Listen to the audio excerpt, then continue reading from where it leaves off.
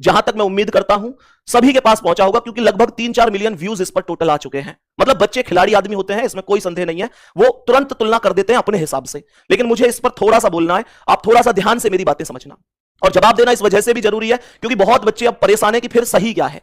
देखो, अभी मैंने क्वेश्चन बोला कि भाई नौसेना का संबंध शिप से है, तो सवाल कहता है कि थल सेना का संबंध किससे होगा। मेरे प्यारे साथियों, कल मैंने ये क्वेश्चन कराया था, कल की क्लास का छठा क्वेश्चन था जब मैं आपको एनालॉजी करा रहा था।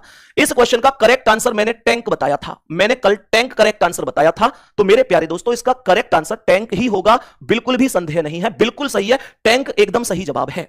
प्यारे दोस्तों, अब दूसरे मुद्दे पर चर्चा करता हूं। दूसरा मुद्दा यह है कि प्रीति मैम ने इसका आंसर गलती से सिपाही बता दिया, गलती से सिपाही बता दिया था, हालांकि सिपाही नहीं होगा। लेकिन मैं आप लोगों से एक चीज कहना चाहूंगा, मैं यहां पर अपने आप को बड़ा बनाने की कोशिश नहीं करूंगा। मैं आप लोगों से एक सवाल पूछना चाहूंगा, मेरे प्यारे दोस्त, ऐसा कौन टीचर है जिससे गलती नहीं हो सकती?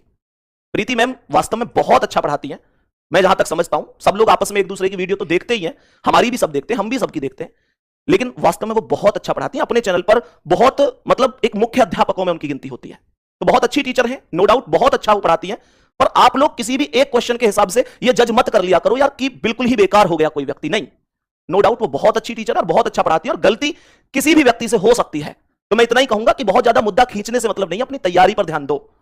किसी एक क्वेश्चन से मैम ने क्या किया, इसका आंसर गलती से सिपाही बता दिया।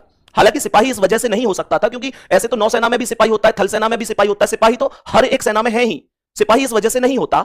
तो इस प्रश्न का जो करेक्ट आंसर था वो टैंक की वजह से था, क्योंकि यहां पर एक साधन की बात हुई थी। भाई नौसेना किस चीज का प्रयोग करती है, तो शिप का प्रयोग करती है ना, तो थल सेना प्रयोग करती है टैंक का, तो यहां पर टैंक करेक्ट था। लेकिन गुड्डा, आप सभी से मैं इतना कहूंगा कि अपने एग्जाम पर ध्यान दो।